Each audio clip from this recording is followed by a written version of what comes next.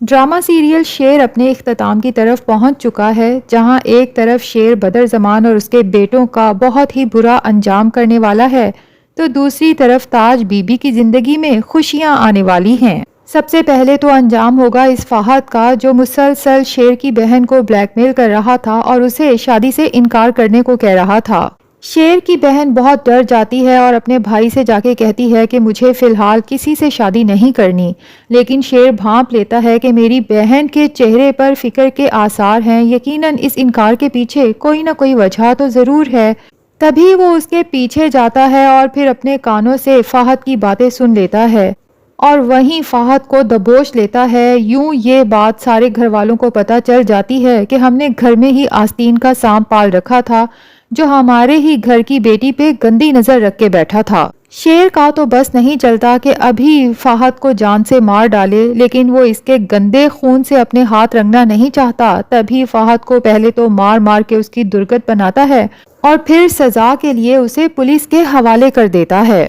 اور پھر شیر اپنی ماؤں اور بہنوں کو گلے لگاتا ہے، انہیں حوصلہ دیتا ہے کہ میرے ہوتے ہوئے آپ لوگوں کو نہ تو کسی کی بلیک میلنگ سے ڈرنے کی ضرورت ہے اور نہ ہی آپ کو کمزور پڑنے کی ضرورت ہے۔ مرجان کو بھی چونکہ اپنے شوہر کی اصلیت کا اندازہ ہو چکا ہے، تبھی وہ افسردہ ہوتی ہے اور کہتی ہے کہ ایک بھائی نے ایک طریقے سے لوٹا اور دوسرے بھائی نے دوسری طرح سے ہاتھ ڈالا۔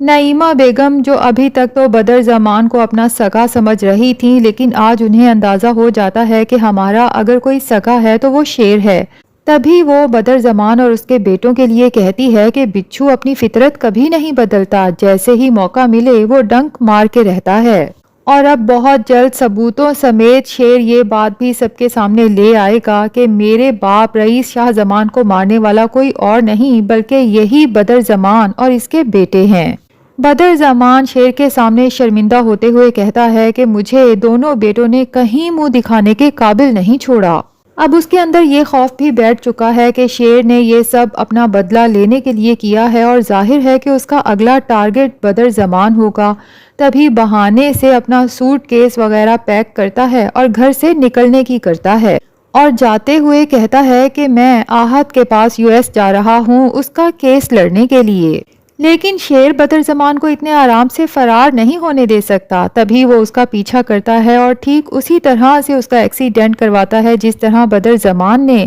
شیر اور اس کے باپ کا ایکسیڈنٹ کروایا تھا۔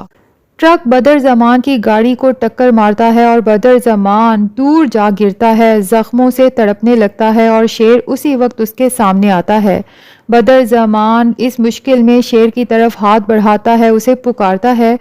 تو شیر بدر زمان کو فوراً ہاسپٹل لے کے جاتا ہے اور پھر دل ہی دل میں کہتا ہے کہ چچا میں اتنے آرام سے آپ کو مرنے نہیں دے سکتا،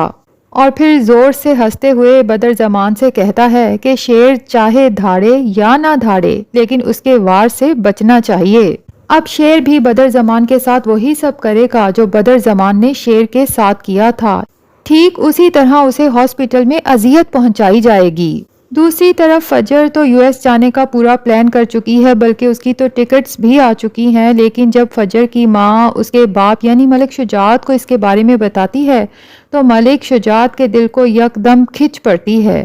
ناظرین، لگتا یہی ہے کہ کاکا صاحب جب ٹھیک ہو کے گھر آئیں گے اور ہوپ فلی کے فجر کے US جانے سے پہلے ہی آ جائیں گے،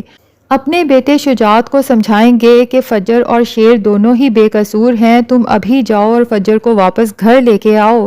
اور لگتا یہی ہے کہ ڈرامے کا اختتام تاج بی بی کی شادی کے ساتھ کیا جائے گا، جہاں فجر، شیر اور ان دونوں کا پورا خاندان اس خوشی میں شریک ہوگا۔